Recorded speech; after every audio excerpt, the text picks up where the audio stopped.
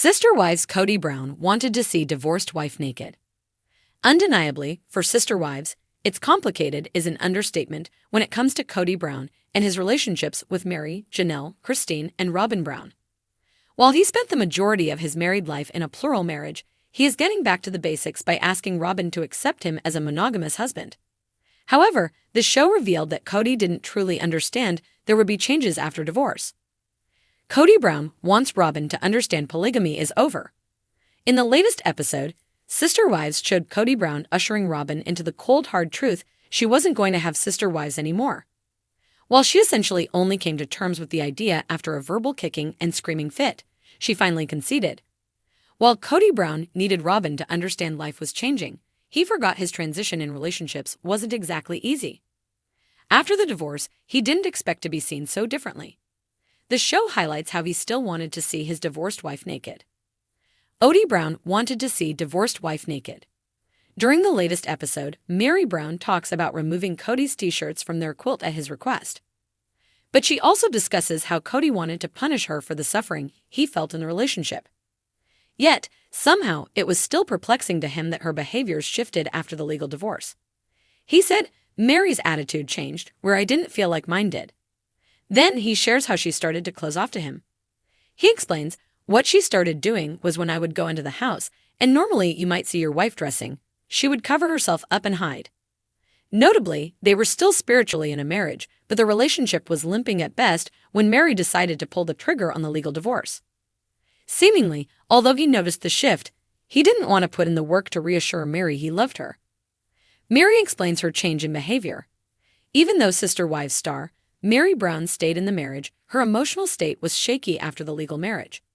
However, Kody Brown pressed forward, acting like she shouldn't feel any different, but ignored her neon signs of desperation. Whether it should have affected her or not, it did, and she needed his comfort and acceptance more than ever. However, her clap back about Kody thinking he could casually see her naked reflected her closing up in the relationship. She said, if you and I are not having a husband/wife relationship and you walk in the room, why would I expose myself to you? In a confessional, she added, of course I'm going to guard myself. Sister Wives fans respond. After seeing Kody Brown's confusion over not being able to pop in and see his wife at any point without her reacting, fans added their thoughts. On Instagram, one viewer said she felt unmarried. He wasn't romantic with her for at least 10 years. What does he expect? He led her on and made stipulations that she met and still he led her on. She said he did want them on the show even. Blah on him. Someone else adds, good job, Meri. He doesn't want the merchandise, he doesn't deserve to get a peak show. In his eyes, he does nothing wrong. Kody Brown had always been a man who prided himself on his sense of control over his family, his relationships, and most importantly, the image he presented to the world. But lately, that carefully constructed image had been crumbling. The cracks in his polygamous family had grown wider over the years, culminating in the divorce from Cristin. She had been the feisty, independent one, the wife who dared to challenge him. Now, as he sat alone in his massive house, the one he once dreamed would be filled with harmonious sister wives and their children, he couldn't shake the thought that he'd made a mistake. Cristin was thriving. Social media was filled with pictures of her glowing smile, her newfound love David Woolley, and the sense of freedom she exuded. It stung Kody in a way he couldn't quite articulate. Was it jealousy, regret, or something deeper? Whatever it was, it gnawed at him day and night. One evening, after a particularly awkward family dinner where Robyn had dominated the conversation with complaints about finances, Kody retreated to his study. He scrolled through old photos on his phone, memories of happier times. There was Cristin laughing with the kids, her long blonde hair catching the sunlight. She had always been so vibrant, so full of life. How had he let that slip away? The idea grew bolder as the night wore on. Kody knew it was ridiculous, even inappropriate. She was with someone else now. But he couldn't help himself. His ego whispered that maybe, just maybe, she still thought of him too. The next day, Kody decided to act on his curiosity.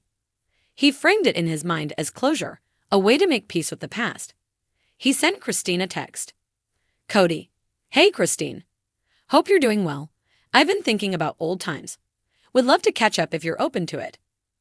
Cristin's response was polite but curt. Cristin, hi, Kody. Thanks for reaching out. I'm doing great.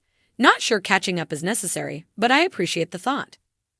Her message was clear, but Kody wasn't ready to give up. He replied, Kody, I just feel like there's unfinished business between us. Maybe it's just me, but I think it would help to talk in person. Cristin didn't respond immediately, and Kody spent the rest of the day obsessing over his phone. When her reply finally came, it was as firm as it was surprising. Cristin? Kody, I've moved on. I'm happy now. I'm not sure what you're looking for, but I'm not interested in revisiting the past. That should have been the end of it, but for Kody, it wasn't. Her refusal only fueled his fixation. He convinced himself that her resistance was a defense mechanism, that deep down, she still harbored feelings for him. After all, how could she not? They had shared so many years, so many memories. Kody's thoughts became more intrusive.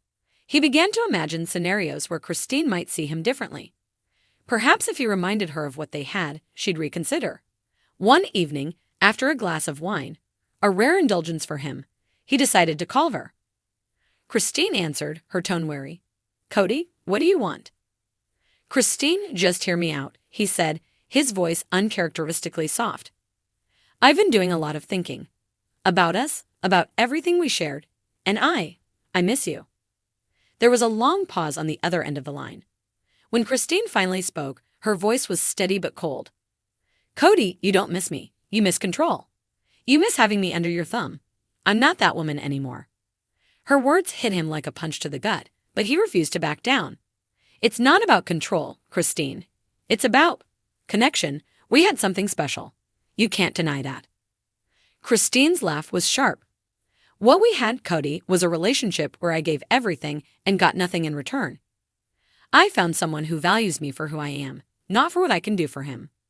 I suggest you figure out what's really bothering you because it's not me. She hung up, leaving Kody staring at his phone. He felt a mixture of anger, shame, and something else he couldn't quite name. Was it heartbreak, or was it the realization that Cristin was right? Over the next few weeks, Kody's behavior became erratic. He began dropping hints to mutual friends, suggesting that he and Cristin might reconcile. He even started showing up unannounced at family gatherings where he knew she'd be present. Each time, Cristin remained poised and unbothered, her happiness with David shining brighter than ever. Eventually, Janelle pulled Kody aside. You need to stop, she said firmly. Cristin has moved on, and you need to respect that. This isn't about love. It's about your ego. Let it go.